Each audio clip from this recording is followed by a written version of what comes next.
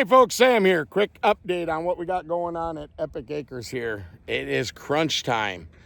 So we got fertilizer going in, fertilizer and lime. We'll probably seed this on Sunday or Monday right before the rain. This is going to be brassica and clover. The goal is the clover will start this year. The brassica will come up. The deer will focus on the brassica, let the clover drive its roots down. Next year, we should have a great stand of clover here. The reason we're doing clover here is we want something for early season for our does and fawns that live in the area. They can have, they can keep their fawns in right down here where they always do, and then they can come out here. It's not a destination food plot. It's not nothing. We'll go up and I'll show you where we planted the beans and the corn and everything. We planted this in beans and corn, and it's shit. We beat up the weeds all year. We sprayed Roundup. We got some food in here. The deer will have something to eat. But right on the other side of there, we'll show you we're going to put greens. This is kind of an epic failure, but it's going to be all right. We're going to throw some rye in here. We're going to save it. Next year, we're going to plant this all into beans. We're going to put up a 5-strand electric fence. We're going to get the beans established. We're going to put Roundup Ready beans. We're going to hammer the Roundup to it. And we are going to get control of this. This whole thing has been a weed problem with me since the beginning.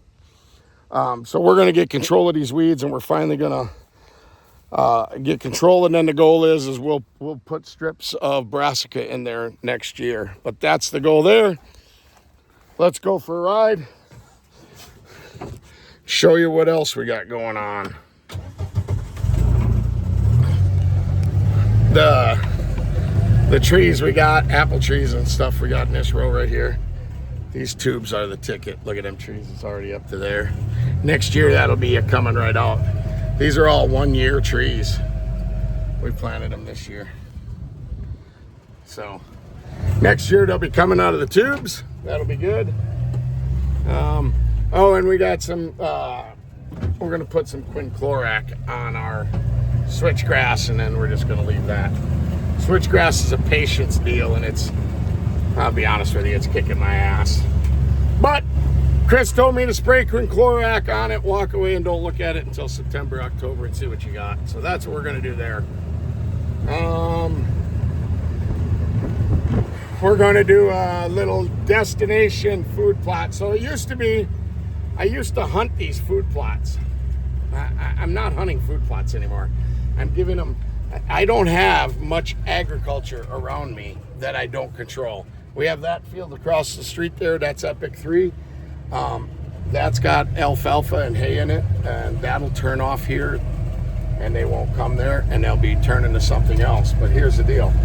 So we have this between our epic failure and our orchard. We're going to put some power greens in here. We're going to fertilize it. We're going to lime it.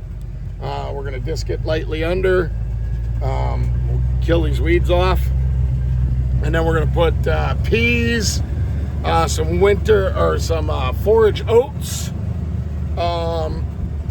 and probably a little bit of brassica. We're going to make this a destination plot for early season. And then next year, this is also going to go into beans early, and we're going to grow epic beans, and then we're going to disc them under a lot of them, and we're going to plant brassica because I'm going to use it as weed control.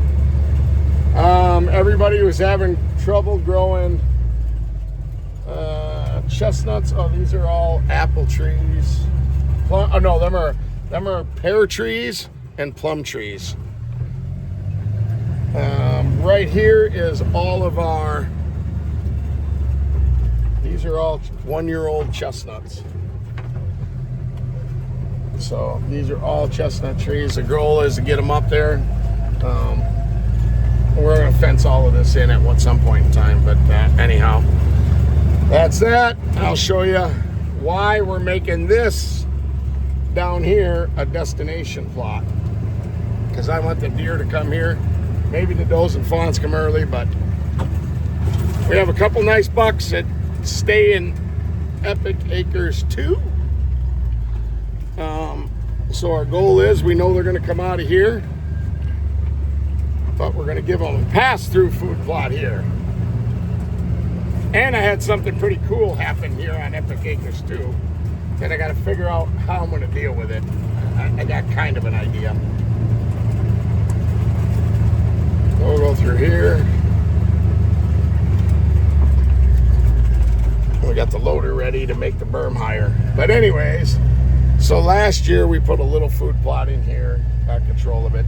This year we doubled the size. We poured the lime to it. We poured the fertilizer to it. And we're going to put in clover. White clover is going in here. Or clover blend is going in here. And the goal is, the bucks live way back in that swamp. So we're going to have them come out of here. And then they're going to come into here. We'll have a blind right over there that you can sneak in anytime. Pass through this plot. The berm will be up higher. Go out there, and we can get them early enough. Hey, you got to check this out. So I got to figure something to do. This is a small little orchard we put in. It's all deer apples, crab apples, and stuff like that. But what happened is, we have all of this beautiful native blue stem has all come up. I got some of it coming up on the top of the berm. And I hate to just mow this over. This is all native grass. People strive to get a stand like this. So what I'm gonna do, and it's pretty labor intensive, is that when it turns brown, and goes dormant, I'm gonna dig that clump out. And I'm gonna try transplanting it. A lot of it. I'm going to transplant it up onto the berms, and I'm going to transplant it in spots where I want some native grasses to be. Don't know if it'll work. It works in my head. But yeah, so anyhow, like I said, this is all going to be clover.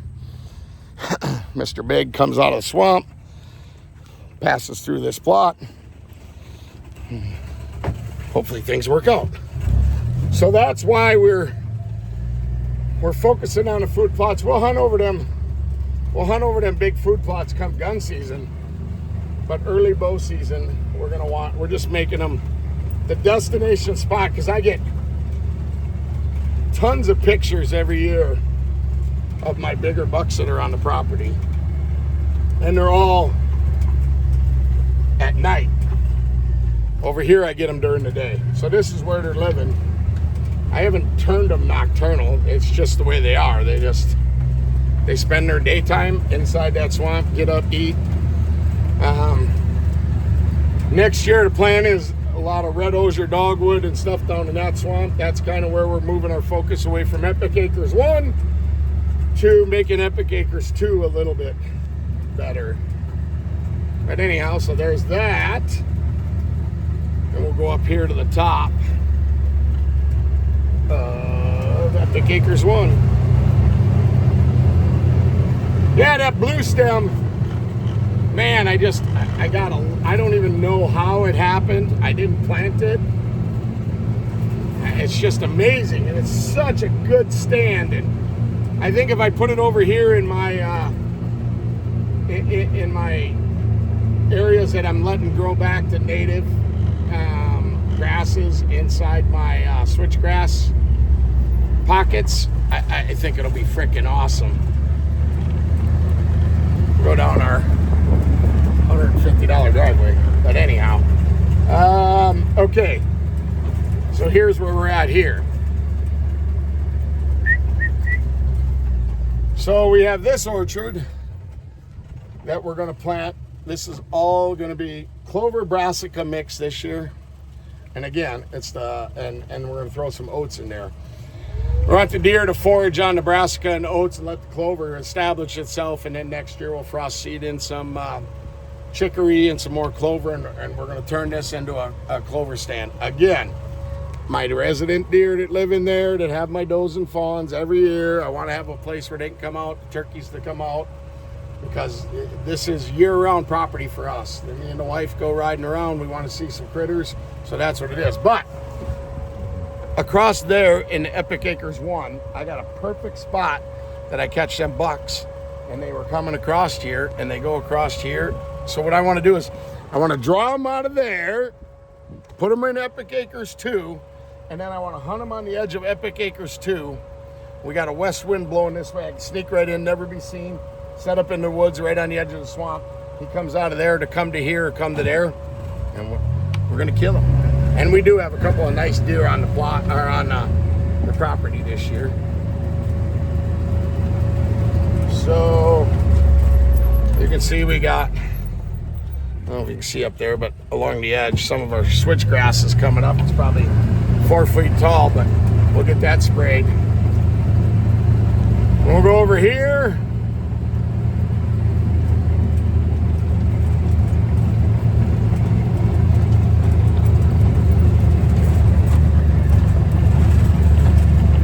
So one thing I learned, I showed Chris some of the stuff we were doing, and he said, Sam, you're disking this shit up way too deep. That's why you got a weed problem. You're bringing up 1,000-year-old seeds. So I learned we're not going to disc so hard. But we had buckwheat in here. We wanted to disc it under. We want to help our soil. We get a lot of lime on here. We put a lot of fertilizer on here, so we're going to be ready.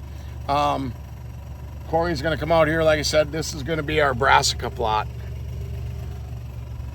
Obviously, we'll hunt it right from there with a gun, but this is not the destination plot.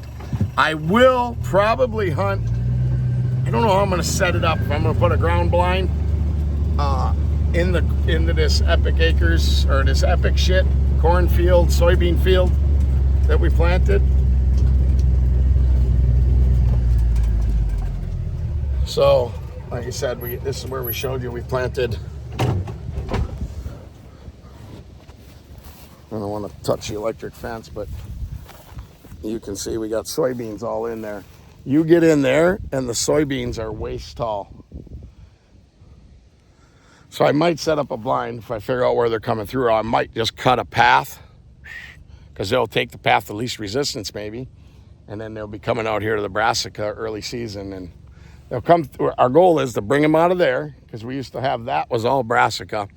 We'd bring them out of there, and it'd be all does and fawns and little bucks early part of the day or evening, and then as it got later, the bigger bucks would come out.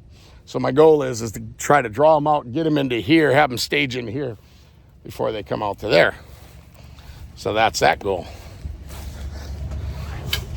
It's a plan. In my head, sounds good, but you got to remember, we're on year number 4. So things are just starting to come together.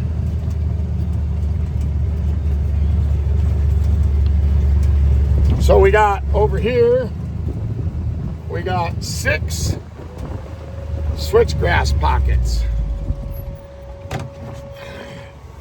So this is why we got to spray the quinclorac. Some of our switchgrass is fighting with some foxtail and stuff, but here's our switchgrass. This is the first year switchgrass stand. And what we did was we planted 1 long strip, 2 long strips, 3 long strips, and then we put these strips to go this way, and we have 6 pockets inside. So this is like native browse. We're gonna let this all go to native. We planted some small pine trees, spruce trees, so we can get some thermal cover in here. We got some trees growing up in here, a maple. I plan on putting, this would be a nice place for that blue stem. They come out, they can bed in here, they'll feel secure. So we got these 6 pockets. We got some different kinds of trees. We don't have much for food in here, as far as, like, we're not gonna put any brassicas in here. We're not gonna put any clover in here. We're not going to put any, like, apple trees in here. We're just creating them pockets. We're going to put some browse in there. I'm going to try to plant maybe some box elder trees and some stuff like that. So that's what we got going on. Telling you guys, I bounce a lot of this stuff, and I've learned about this stuff from a lot of other people. I just spent a lot of money making mistakes. Gotta do the best I can to help you guys. But now, this is the one thing that I love to do every day when I come out here. Like right here, that's a persimmons tree. You can see that. Now, let's go over here and check out the pond. That's where we'll end her. These are, just so you guys take a look here, I'll show you. These all right here are 2-year-old chestnut trees. So, you can grow chestnuts and apple tree. I'm telling you guys, the tubes are the secret.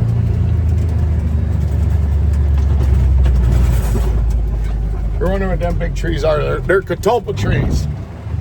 I got some catfish in the pond. How cool is it going to be? My grandkids walk up there, pick a catalpa worm off a tree, cast it out, and catch a catfish. We got some algae on the pond. We're working on it. We just don't have a lot of time to stick to the pond. But look at, check this out, guys. This is amazing. That's how we're gonna end the video. I come out here, and the bluegills are already coming up. So I'll get in the feeder here, grab a handful of feed, toss it out there, and look at them. It's like piranhas, dude. They're growing so big. Some of them are almost probably 5 inches. And they're all fat. Probably because I feed them way too much when I'm out here. I love it. Look, oh, there's a giant. He's probably already 6 inches, 7 inches. But look at that. That's what it's about, folks. Oh, that's it. See ya.